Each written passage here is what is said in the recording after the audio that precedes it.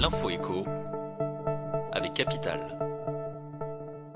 Le chiffre du jour, 2%, c'est la hausse moyenne du prix des péages des autoroutes depuis le 1er février. Une augmentation difficile à avaler pour les automobilistes déjà pénalisés par la flambée des prix des carburants. Et si Vinci Autoroute s'est engagé à geler les prix sur 80% des trajets de moins de 30 km afin de ne pas pénaliser ceux qui prennent leur voiture au quotidien, les vacanciers ou ceux qui font de longs trajets n'ont pas ce cadeau. Pour un trajet Paris-Lyon, le ticket augmente de 70 centimes, une hausse qui atteint 1,5 € pour un Paris-Nice ou 1 € pour un Paris-Bordeaux. Pour rappel, ces évolutions tiennent compte de l'inflation en 2021, des travaux entrepris par les sociétés d'autoroutes sur le réseau et enfin de la répercussion du gel des tarifs des péages réclamé en 2015 par Ségolène Royal, alors ministre de l'écologie. Le coup de gueule du jour est poussé par la Fondation Abbé Pierre contre le bilan d'Emmanuel Macron en matière de logement, à l'occasion de la publication de son 27e rapport annuel sur l'état du mal-logement en France. L'association dresse un bilan au vitriol du quinquennat.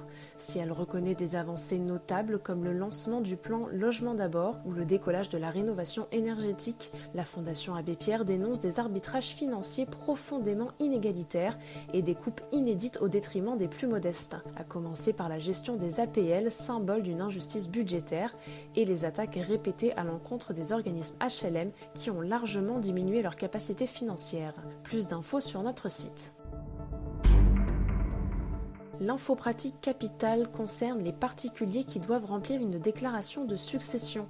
Depuis quelques mois, ils peuvent effectuer cette démarche sur la plateforme Ma Succession en ligne. Cet outil numérique permet à un héritier de s'acquitter de cette formalité de manière totalement dématérialisée, sans recourir au service d'un notaire, mais sous la supervision d'un tiers de confiance comme un avocat, un expert comptable ou un conseiller en gestion de patrimoine. Ma Succession en ligne ne répond cependant pas à toutes les situations. Seules les successions simples, sans testament, donation entre époux, peuvent être traités sur le site. Outre sa simplicité d'usage, cet outil revêt un avantage de taille, son prix, bien inférieur aux émoluments perçus par les notaires. Plus de détails sur capital.fr. Et on termine par la course au parrainage pour l'élection présidentielle. Mardi, le Conseil constitutionnel a livré son premier pointage et celui qui caracole en tête, c'est Emmanuel Macron, alors qu'il n'a toujours pas annoncé officiellement si oui ou non il se représentait. Le chef de l'État a pour l'heure récolté 105 parrainages sur les 500 requis pour pouvoir se lancer pleinement dans la course à l'Élysée.